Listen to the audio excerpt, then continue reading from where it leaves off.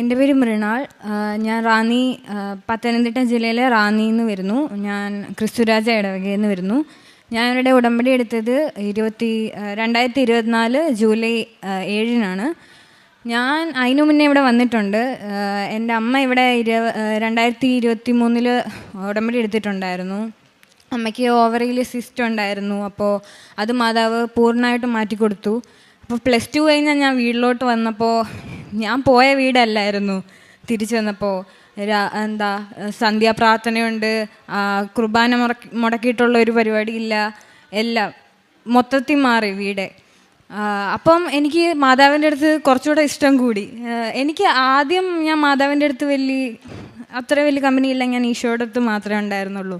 പക്ഷേ അമ്മ ഈ +2 കഴിഞ്ഞ് വന്നു കഴിഞ്ഞ് പിന്നെ എന്ത് പറഞ്ഞാലും അമ്മയ്ക്ക് മാതാവിൻ്റെ കുറിച്ച് മാത്രമേ പറയാനുണ്ടായിരുന്നുള്ളൂ.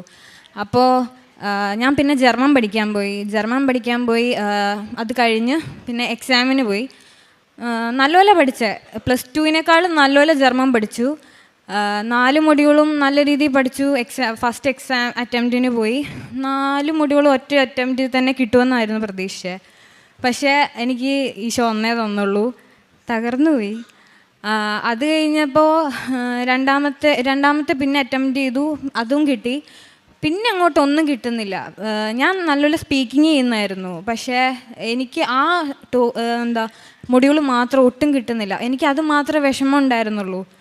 അപ്പോൾ ഞങ്ങളെല്ലാ മാസവും ഇവിടെ കൃപാസനത്തിൽ വരുന്ന. അപ്പോൾ ഒരു മാസം ആയപ്പോൾ അമ്മേൻ്റെ അടുത്ത് പറഞ്ഞു, അത് നീ നാളെ പോകുമ്പോൾ ഉടമ്പടി എടുക്കാൻ പറഞ്ഞു.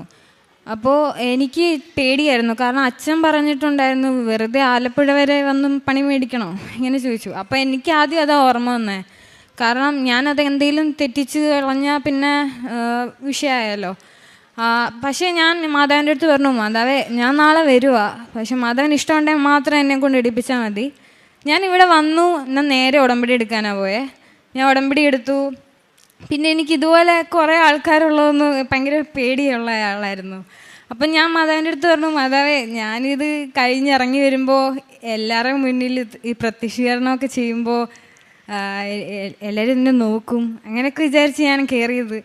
പക്ഷെ ഞാൻ ഇറങ്ങി വന്നപ്പോൾ ഉണ്ടല്ലോ, ഇവിടെ ആരുമില്ല എന്ന് പറഞ്ഞാൽ ഞങ്ങളുടെ ബാച്ചും പിന്നെ കുറച്ച് പേരും മാത്രം. അപ്പോൾ എനിക്ക് ഉറപ്പായി മാതാവ് ചെറിയ ആളൊന്നുമല്ല. അത് കഴിഞ്ഞ് പിന്നെ എക്സാം എഴുതി, പക്ഷെ കിട്ടിയില്ല.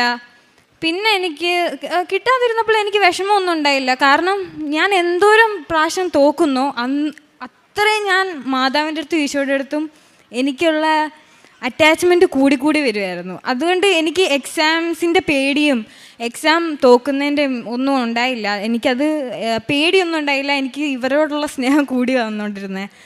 അപ്പോൾ പിന്നെ തായ്ലൻഡിലോട്ടൊരു എക്സാമിന് പോകാൻ പറ്റി. തായ്ലൻഡിൽ പോയിക്കൊണ്ടിരുന്നപ്പം ഫ്ലൈറ്റിലായിരുന്നു. അപ്പം ഞാനിങ്ങനെ ഈശോയോട് ചോദിച്ചു, ഈശോ ഞാൻ നല്ലപോലെ സ്പീക്കിങ് ചെയ്യുന്നതാണ്, എൻ്റെ അക്കാഡമിയിലും നല്ലപോലെ മിസ്സുമാരൊക്കെ പറയുന്നത് നല്ലപോലെ ചെയ്യുന്നതാണ്, പിന്നെന്താ എനിക്ക് കിട്ടാത്തത്? അങ്ങനെ ചിന്തിച്ചപ്പോൾ എൻ്റെ മനസ്സിൽ തോന്നിയത്, ആദ്യമായിട്ട് എക്സാം എഴുതാൻ പോയപ്പോൾ എനിക്കൊരു ഫ്രണ്ട് ഉണ്ടായിരുന്നു, ഞങ്ങൾക്കൊരു ഗ്യാങ് ഉണ്ടായിരുന്നു. അപ്പോൾ അതിനകത്ത് ഒരാൾ ഞങ്ങളെ കുറേ എന്തൊക്കെയോ പറഞ്ഞിട്ട് അവൾ ആ ഗ്രൂപ്പിൽ നിന്ന് പോയി, കുറച്ച് വിഷയമൊക്കെ ആയിരുന്നു. അപ്പോൾ എക്സാമിന് പോയപ്പം അവൾക്ക് കിട്ടിയത് ഞങ്ങളുടെ അക്കാഡമിയിൽ തന്നെ പഠിക്കുന്ന ഏറ്റവും നല്ലപോലെ പഠിക്കുന്ന ഒരു കൊച്ചിനെയായിരുന്നു. അപ്പോൾ ഞങ്ങളെ ഗ്യാങ്ങിലിരുന്ന് പറഞ്ഞു, അവൾക്ക് എന്തെങ്കിലും സ്പീക്കിംഗ് കിട്ടാൻ പോകുന്നില്ല, അതുകൊണ്ട് പേടിക്കണ്ട, അവളുടെ അഹങ്കാരമൊക്കെ അങ്ങ് കഴിഞ്ഞോളൂ എന്നൊക്കെ വിചാരിച്ച് ഞങ്ങൾ അവിടെ സംസാരിച്ചു അങ്ങനെ. അപ്പോൾ ഞാൻ ആ ഫ്ലൈറ്റിലിരുന്നപ്പോൾ എനിക്കതാ ഓർമ്മ വന്നത്. അപ്പോൾ ഞാൻ ഈശോയോട് പറഞ്ഞു, ഈശോ ഞാനിപ്പോൾ അങ്ങനെ പറഞ്ഞുകൊണ്ടാണ് ഈശോ എനിക്ക് സ്പീക്കിംഗ് തരാത്തെങ്കിൽ ഞാൻ ശരിക്കും മനസ്സൊന്ന് ഞാൻ സോറി പറഞ്ഞു. ഞാൻ ഈ എക്സാം കഴിഞ്ഞിട്ട് വീട്ടിൽ വരുമ്പോൾ തന്നെ കുമ്പസാരിച്ചോളാം എന്ന് പറഞ്ഞു.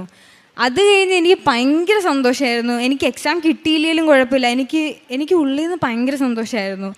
എക്സാമിന് കയറി എല്ലാവരും ഒന്ന് പഠിക്കുകയായിരുന്നു, പക്ഷേ എനിക്ക് മാത്രം ഒന്നും പഠിക്കാനില്ല.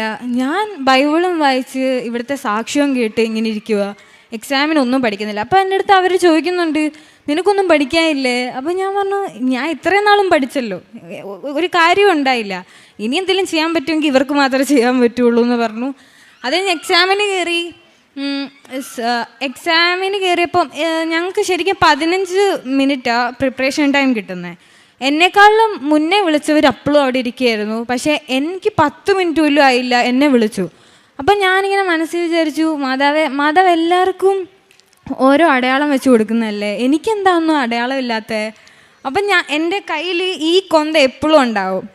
അപ്പോൾ ഞാൻ ആദ്യം അച്ഛനെ കാണാൻ വന്നപ്പോൾ അച്ഛൻ എനിക്കൊരു കാശ് രൂപ തന്നിട്ടുണ്ടായിരുന്നു. അപ്പം ഞാൻ അതേ നോക്കുമ്പോൾ അതിനകത്ത് മഴവില്ല് ഇപ്പോഴും ഉണ്ട്, ആ മഴവില്ല് ഇപ്പോഴും ഉണ്ട്. അപ്പോൾ എനിക്ക് മനസ്സിലായി എല്ലാവർക്കും മാതാവ് ഇടയ്ക്കിടയ്ക്ക് അടയാളം കൊടുക്കാറ്, എൻ്റെ കൂടെ മാതാവ് എപ്പോഴും ഉണ്ട്, അതിപ്പോഴും ഉണ്ട്. അപ്പോൾ അത് കഴിഞ്ഞ് അത് കണ്ടപ്പോൾ എനിക്ക് ഓക്കെ ആയി. ഞാൻ വിചാരിച്ചു ഓക്കെ, ഇനി എനിക്ക് എക്സാം കിട്ടിയില്ലെങ്കിലും കുഴപ്പമില്ല, എനിക്ക് എക്സാമിനേക്കാളും വലിയൊരാളെ കിട്ടിയേക്കുന്നത്. അത് കഴിഞ്ഞ് എക്സാമൊക്കെ കഴിഞ്ഞ് വീട്ടിൽ വന്നു.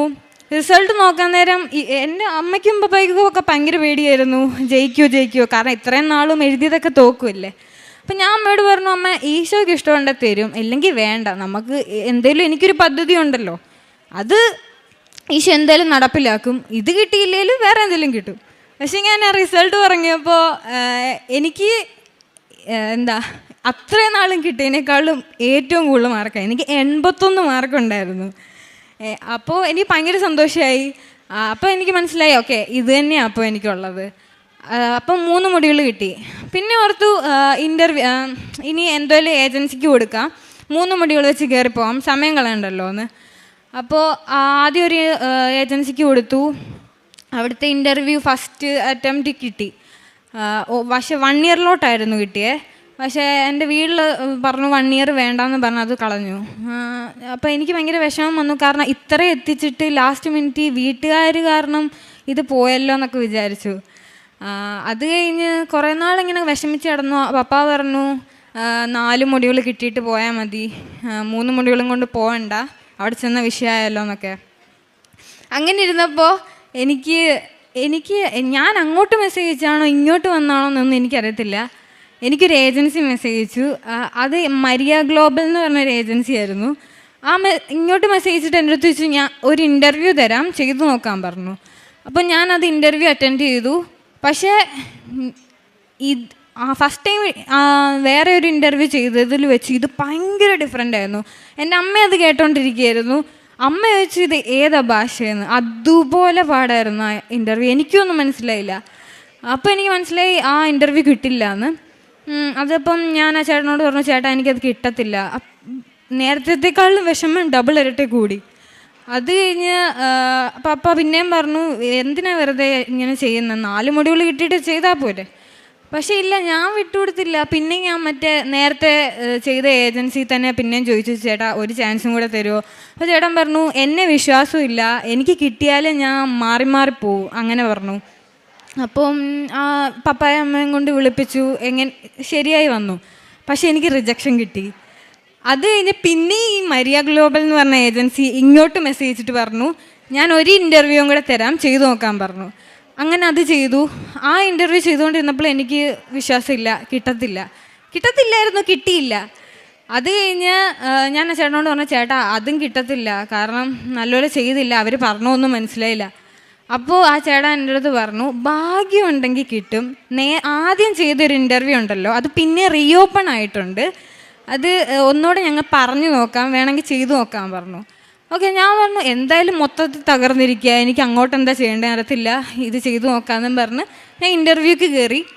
ആ ഇൻ്റർവ്യൂ എന്നെ ഫസ്റ്റ് ടൈം ആരാണോ ചെയ്തത് ആ ചേച്ചി തന്നെയായിരുന്നു ഈ പ്രാവശ്യം ഇൻ്റർവ്യൂക്ക് വന്നത്. അപ്പോൾ ആ പേര് കണ്ടപ്പോഴേ ഞാൻ ഓർത്തു, കഴിഞ്ഞു, എല്ലാം ഓഫ് ചെയ്ത് പോവാം. പക്ഷെ ഇല്ല, അവരെൻ്റെ അടുത്ത് എന്തൊക്കെ ചോദിച്ചോ അതിനെല്ലാം ഞാൻ ഉത്തരം പറഞ്ഞു. എന്നോട് അങ്ങോട്ട് ചോദിക്കാൻ പറഞ്ഞതിനും ഞാൻ അങ്ങോട്ട് ക്വസ്റ്റ്യൻ ചോദിച്ചു, അവരുത്തരവും പറഞ്ഞു. പക്ഷേ എനിക്ക് ഒരു വിശ്വാസമില്ലായിരുന്നു, കാരണം ഇവർ ഹോപ്പ് തരും, പക്ഷേ ഇവർ പാസ്സാക്കത്തില്ല. അപ്പോൾ ചേട്ടൻ പറഞ്ഞു നാളെ തന്നെ റിസൾട്ട് വരും. പക്ഷേ പിറ്റേ ദിവസം റിസൾട്ട് വന്നത് ആദ്യം ചെയ്തതിൻ്റെ ആയിരുന്നു, അത് കിട്ടിയില്ല. അപ്പം 3-4 ദിവസം കഴിഞ്ഞിട്ടും ഇതിനെപ്പറ്റി ഒരു അറിവുമില്ല. അപ്പം ഞാൻ ആ ചേട്ടന് മെസ്സേജ് അയച്ചു, ചേട്ടാ റിസൾട്ട് വല്ലതും വന്നോ. അപ്പോൾ ചേട്ടൻ പറഞ്ഞു 2 പേരെ സെലക്ട് ചെയ്തിട്ടുണ്ട് അവർ, പക്ഷെ മൃണാളിൻ്റെ മാത്രം ബ്ലോക്കായി കിടക്കുക എന്ന് പറഞ്ഞു. അപ്പം ഞാൻ ഓർത്ത് അത് റിജക്ഷൻ ആയിരിക്കും, വേറെ ഒന്നുമില്ല. അത് കഴിഞ്ഞ് ഒരു ഞായറാഴ്ച ഞാനിങ്ങനെ എനിക്ക് എന്താ ചെയ്യേണ്ട അറിയത്തില്ല. കാരണം എൻ്റെ കൂട്ടുകാരൊക്കെ പോകാൻ തുടങ്ങി, ഞാൻ മാത്രം എന്ന് പറഞ്ഞാൽ എൻ്റെ കൂടെ പഠിച്ചവരെല്ലാം പോയി, ഞാൻ മാത്രം ഇങ്ങനെ ഇരിക്കുക. അപ്പോൾ ഭയങ്കര വിഷമം വന്നു. ചിലവർ ഡ്രോപ്പ് ചെയ്തിട്ട് കോളേജിൽ പോയി. എനിക്ക് വേറെ ഓപ്ഷൻ ഇല്ല, എനിക്ക് എന്ത് ചെയ്യേണ്ട അറിയത്തില്ല. ഞാൻ ഈശോയെ വിളിച്ച് കരയാ. അപ്പോൾ എനിക്ക് മെസ്സേജ് വന്നു, അത് മൃണാള നീ പാസ്സായിട്ടുണ്ട്, ബാക്കി ഇനി എന്തായാലും ഒരു ഇൻ്റർവ്യൂവും കൂടെ കാണുമെന്ന് പറഞ്ഞു. അന്ന് എനിക്കുണ്ടായ സന്തോഷം എന്താണെന്ന് എനിക്കിവിടെ ആരുടെ പറഞ്ഞാലും മനസ്സിലാവില്ല. കാരണം അതുപോലെ എനിക്ക് അന്ന് മനസ്സിലായി ഈശോ എന്നെ ഒരിക്കലും കൈവിടില്ല എന്ന്. അത് കഴിഞ്ഞ് ഞാൻ സെക്കൻഡ് ഇൻ്റർവ്യൂ ചെയ്തു, അത് പാസ്സായി. തേർഡ് ഇൻ്റർവ്യൂ എത്തിയപ്പോൾ ആ ചേട്ടൻ പറഞ്ഞു, മൃണാളെ ഇത് ഇച്ചിരി പാടായിരിക്കും, കാരണം ഇത് കിട്ടിയില്ലെങ്കിൽ സെക്കൻഡ് ഇൻ്റർവ്യൂ ഫസ്റ്റ് ഇൻ്റർവ്യൂ ചെയ്തതിൻ്റെ ഒരു ഗുണവും കാണില്ല. കാരണം മൂന്നാമത്തെ ഇൻ്റർവ്യൂ എംപ്ലോയർ ആയിട്ടുള്ളതാണ്, ശരിക്കുള്ള ആളുടെ അടുത്തുള്ള. അപ്പം ബാക്കി 2 ആൾക്കാരുടെ അടുത്തുനിന്നും ആ ചേട്ടൻ എന്തൊക്കെയാണ് ചോദിച്ചതെന്നുള്ളത് ചോദിച്ച് എനിക്ക് കൊണ്ട് പറഞ്ഞു തന്നു. അപ്പം ഞാൻ അവരുടെ അടുത്ത് ചോദിച്ചു, A to Z കാര്യങ്ങൾ ചോദിച്ചു. പേരെന്താ, എന്താ ഇപ്പം താങ്കൾ പോയി കഴിഞ്ഞാൽ വീട്ടിലെ കാര്യം ആര് നോക്കും, അങ്ങനെയൊക്കെ ചോദിച്ചു. അപ്പം ഞാനതൊക്കെ കാണാപ്പാടം പഠിച്ചു വെച്ചേക്കുക. അപ്പം മൂന്നാമത്തെ ഇൻ്റർവ്യൂവിൽ കയറി, എനിക്ക് മാത്രം വേറെ എംപ്ലോയർ ആയിരുന്നു. അപ്പോൾ ആ ആൾ വന്നു, ആ ആൾ എൻ്റെ അടുത്ത് പേര് ഒന്നും ചോദിച്ചില്ല. എൻ്റെ അടുത്ത് ആകെ ചോദിച്ചേ ജൂലൈയിൽ ഇൻടേക്ക് അല്ലേ, എന്തുവാ ഇവിടെ വന്നിട്ടുള്ള പ്ലാൻ എന്തുവാന്ന് ചോദിച്ചു. അത് കഴിഞ്ഞ് വേറൊരാൾ കയറി വന്നു, ഒരു ആൻറ്റി കയറി വന്നിട്ട് ഭയങ്കര സംസാരം, ഇവർ രണ്ട് സംസാരം, അരമണിക്കൂർ ഇവർ തമ്മിൽ സംസാരിക്കുക, ഞാൻ മാത്രം അവിടെ, ഞാനൊന്നും മിണ്ടുന്നില്ല. അപ്പം ഞാൻ ഓർത്തു എൻ്റെ കൂടെ വന്ന വേറൊരാളായിരിക്കും എന്ന് പറഞ്ഞാൽ ഒരേ ടൈമിൽ 2 ഇൻ്റർവ്യൂ നടക്കുമായിരിക്കുമെന്ന്. അപ്പം ഞാൻ വിചാരിച്ചു ഓക്കെ പോയി, അതും പോയി, മൂന്നാമത്തെ ഹോപ്പും പോയി. എന്നിട്ട് ഞാൻ വിട്ടു. അത് വിട്ടില്ല, നേരെ ഞാൻ ബൈബിൾ എടുത്ത് വായിച്ചുകൊണ്ടിരുന്നു. അരമണിക്കൂർ ബൈബിൾ വായിച്ച് കഴിഞ്ഞിട്ട് ഞാൻ ഇങ്ങനെ ഇരുന്നപ്പോൾ ആ ഏജൻസി വിളിച്ചു. എന്നിട്ട് പറഞ്ഞു, മൃണാളെ നിനക്ക് കിട്ടി, നീ പാസ്സായി എന്ന് പറഞ്ഞു. അപ്പോഴാണ് ഞാൻ നോക്കുന്നേ, എനിക്ക് റിക്രൂട്ട്മെൻറ്റ് ചെയ്ത ആ ആൾ തന്നെ എനിക്ക് വന്ന് എൻ്റെ ഇൻ്റർവ്യൂക്ക് വന്ന് എന്നെ സപ്പോർട്ട് ചെയ്ത് സംസാരിച്ചത്. കാരണം ബാക്കി 2 പേരും അവർ തമ്മിൽ സംസാരിച്ചുകൊണ്ടിരുന്നതാണ്, പക്ഷേ എന്നെ റിക്രൂട്ട് ചെയ്ത ആൾ തന്നെ എനിക്ക് വേണ്ടി വന്ന് സംസാരിച്ചു. ഞാനും എംപ്ലോയറും തമ്മിൽ ഒന്നും സംസാരിച്ചിട്ടില്ല. അപ്പോൾ എനിക്ക് ഡബിൾ ഇരട്ടി വിശ്വാസമായി. അത് കഴിഞ്ഞ് പിന്നെ ബാക്കി പ്രൊസീജിയേഴ്സ് ഒന്നും സത്യം പറഞ്ഞാൽ ഞാനും എൻ്റെ വീട്ടുകാർ അറിഞ്ഞിട്ടില്ല. എല്ലാം മുന്നിൽ കൊണ്ട് തരുന്നതല്ലായിരുന്നു. അത് പിന്നെ എൻ്റെ എല്ലാ കാര്യത്തിലും അങ്ങനെ ആയിരുന്നു. പിന്നെ വിസയ്ക്ക് പോയി. പിന്നെ ഞാൻ ലേസൻ്റെ എക്സാം ലാസ്റ്റിലത്തെ 4ാമത്തെ മൊഡ്യൂൾ ഒരെണ്ണം കൂടെ കിട്ടാനുണ്ടായിരുന്നല്ലോ. അപ്പം അത് ഡൽഹിയിൽ സീറ്റ് എടുത്തു. ഞാനും എൻ്റെ ഒരു ഫ്രണ്ടും കൂടെ പോയത്. അപ്പോൾ ഞങ്ങൾ രാവിലെ, അവൾ ഉടമ്പടി എടുത്തായിരുന്നു. അപ്പം ഞങ്ങൾ രാവിലെ പ്രാർത്ഥിച്ച് ഇറങ്ങി, ഞങ്ങൾ ഒരുമിച്ച് പഠിച്ചു, അവിടെ ഇരുന്ന് പ്രാർത്ഥിച്ച് ഇറങ്ങി. എക്സാം ഹാളിൽ കയറിയപ്പോൾ ഞാനിങ്ങനെ ഇരിക്കുക, ഈശോ എനിക്ക് കിട്ടി എന്ന് പറഞ്ഞാൽ ഇൻ്റർവ്യൂ കിട്ടി, പക്ഷേ 4ാമത്തെ മൊഡ്യൂളും കൊണ്ടില്ലാതെ അവിടെ പോയിട്ട് കാര്യമില്ലല്ലോ.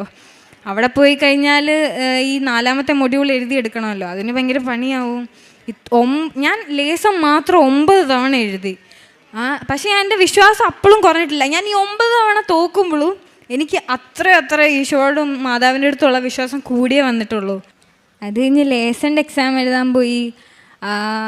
ഞങ്ങൾ എന്തുവാണോ അത്രയും നാളും പഠിച്ചുകൊണ്ടിരുന്നത്. ഞാൻ ഈശോയുടെ ഇത്രേ പറയുള്ളൂ, ഈശോ ഞാൻ 9 തവണ എഴുതി, വീട്ടുകാരുടെ കുറേ പൈസ പോയി, കുറേ സമയം പോയി, എനിക്കിനി എഴുതണ്ട, അത്ര പറഞ്ഞുള്ളൂ. ഞാൻ ആ ക്ലാസ് റൂമിൻ്റെ ഭിത്തിയിൽ നോക്കിയപ്പോൾ ഉണ്ടല്ലോ, ഞാൻ കണ്ടത് ഈശോയുടെ തിരുഹൃദയമായിരുന്നു. അപ്പോൾ എനിക്ക് ഉറപ്പായി ഓക്കെ ഈ എക്സാം കിട്ടും. ക്വസ്റ്റ്യൻ പേപ്പർ വന്ന് ഞങ്ങൾ നോക്കിയപ്പോൾ ഞങ്ങൾ എന്താണ് അത്രയും നാളും പഠിച്ചുകൊണ്ടിരുന്നത് അങ്ങനെയൊന്നും എനിക്ക് ഇതുവരെ ഞാൻ കേട്ടില്ല. അത്രയും നാളെ ഞങ്ങൾ എന്താണോ പഠിച്ചുകൊണ്ടിരുന്നത് അതുമാത്രമേ ആ ക്വസ്റ്റ്യൻ പേപ്പറിൽ ഉണ്ടായിരുന്നുള്ളൂ. എനിക്ക് അപ്പോൾ കരയണമെന്നൊക്കെ തോന്നി. പക്ഷേ അവിടെ ഇരുന്ന് കരഞ്ഞു കഴിഞ്ഞാൽ അവർ വിചാരിക്കുമെന്ന് അറിയാഞ്ഞിട്ട് കരയുന്നതായിരിക്കുമെന്ന്. പക്ഷെ ഞാൻ ആ എക്സാം എഴുതി കഴിഞ്ഞു. നേരെ ഞാൻ പത്രം കൊടുക്കാനാണ് പോയത്. പത്രം കൊടുക്കാൻ പോയപ്പോൾ എനിക്ക് പേടിയായിരുന്നു. കാരണം ഡൽഹിയാണ്, എനിക്കറിയത്തില്ല. അവിടെ പോയി അവരെന്തെങ്കിലും പറഞ്ഞാൽ ഞാൻ കരയും. ഞാൻ മാതാവിൻ്റെ അടുത്ത് പറഞ്ഞു, മാതാവേ എന്നെ അവിടെ ആരെങ്കിലും എന്തെങ്കിലും പറഞ്ഞാൽ ഞാൻ കരയാൻ തുടങ്ങും, മാതാവിന് നാണക്കേടായിരിക്കും അത്. ഞാൻ പറഞ്ഞു, ഞാൻ കൊടുത്തവരെല്ലാം കൈ കൂപ്പിയായിരുന്നു അത് മേടിച്ച്. കൊടുക്കുന്നതിനേക്കാളും അവർ മേടിക്കുന്നതിനേക്കാളും സന്തോഷം എനിക്കായിരുന്നു. അതുപോലെയായിരുന്നു. പിന്നെ വിസയ്ക്ക് കൊടുത്തപ്പോൾ എനിക്ക് ആദ്യം പേടിയായിരുന്നു. ഞാനിവിടെ കുറേ സാക്ഷ്യം കേട്ടിട്ടുണ്ട്, റിജക്ഷൻ കിട്ടിയിട്ടുണ്ടെന്നൊക്കെ. ഞാൻ മാതാവിൻ്റെ അടുത്ത് പറഞ്ഞു, മാതാവേ ഞാൻ എന്തെങ്കിലും ഡോക്യുമെൻറ്റ്സ് മറന്നു പോയിട്ടുണ്ടെങ്കിൽ മാതാവ് നോക്കിക്കോണേ, എനിക്ക് പേടിയാണ്, റിജക്ഷൻ കിട്ടിക്കഴിഞ്ഞാൽ ഇത്രയും നാളും കഷ്ടപ്പെട്ടൊക്കെ വെറുതെ ആവും.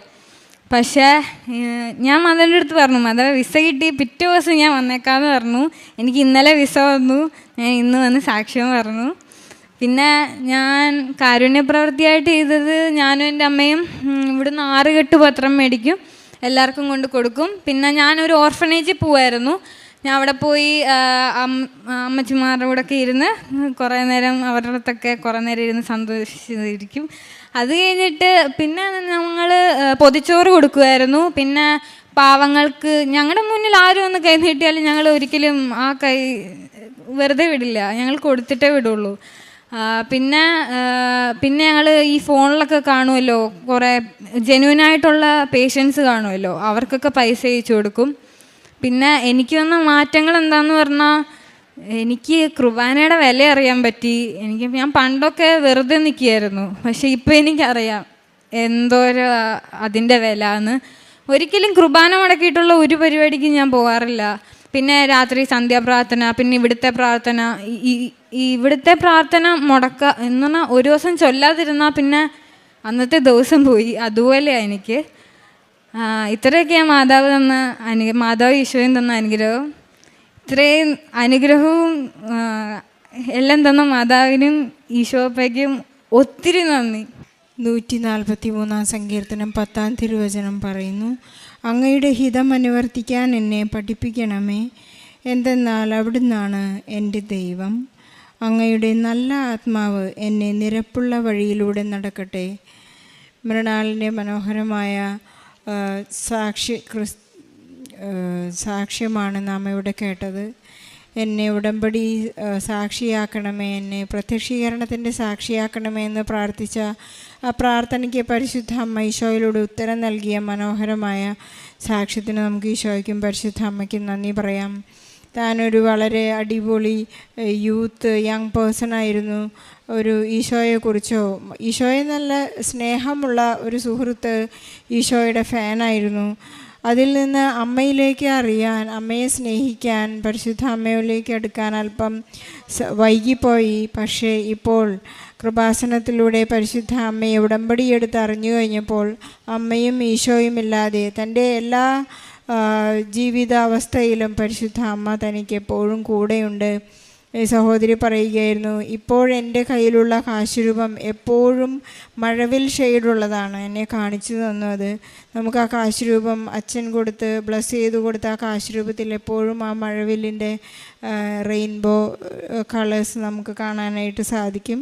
പരിശുദ്ധ അമ്മയുടെ സാമീപ്യം എപ്പോഴും കയ്യിലെടുത്ത് എപ്പോഴും കൂടെ നടക്കുന്ന ഒരു വലിയ സാമീപ്യമാണ് ഈ മകൾക്ക് കിട്ടിയിരിക്കുന്നത്. നമുക്ക് നന്ദി പറയാം. അതുപോലെ മകൾ പഠനം കഴിഞ്ഞ് വന്നപ്പോൾ, വീട്ടിലേക്ക് കയറി വന്നപ്പോൾ ഉടമ്പടി കുടുംബത്തിൻ്റെ ആ സ്റ്റൈൽ തന്നെ മാറി. എല്ലാവരും പ്രാർത്ഥിക്കുന്നു, എല്ലാവരും നേരത്തെ എണീക്കുന്നു, എല്ലാവർക്കും വളരെ ഉത്സാഹമാണ്.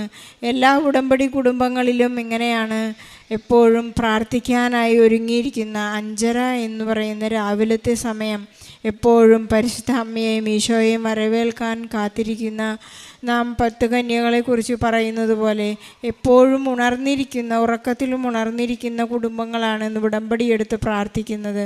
മണവാളൻ എപ്പോൾ വരുമെന്നറിയില്ല, അതുപോലെ ഈശോയുടെ അനുഗ്രഹം എപ്പോഴാണ് നമുക്ക് ലഭിക്കുക എന്നറിയില്ല. അതുകൊണ്ട് ഇപ്പോൾ ഉറക്കത്തിലും ഉണർന്നിരിക്കുന്ന കുടുംബങ്ങളാണ് ഉടമ്പടി എടുത്ത് പ്രാർത്ഥിക്കുന്നത്. അനുഗ്രഹം പ്രാപിക്കാനും മറ്റുള്ളവരെ അനുഗ്രഹിക്കാനും അവർക്ക് വേണ്ടി പ്രാർത്ഥിക്കാനും സൗഖ്യം പകരാനുമൊക്കെ ഉണർന്നിരിക്കുന്ന കുടുംബങ്ങളുടെ പ്രത്യേകതയാണ് ഉടമ്പടി കുടുംബങ്ങളെന്ന് നമുക്ക് പറയാം.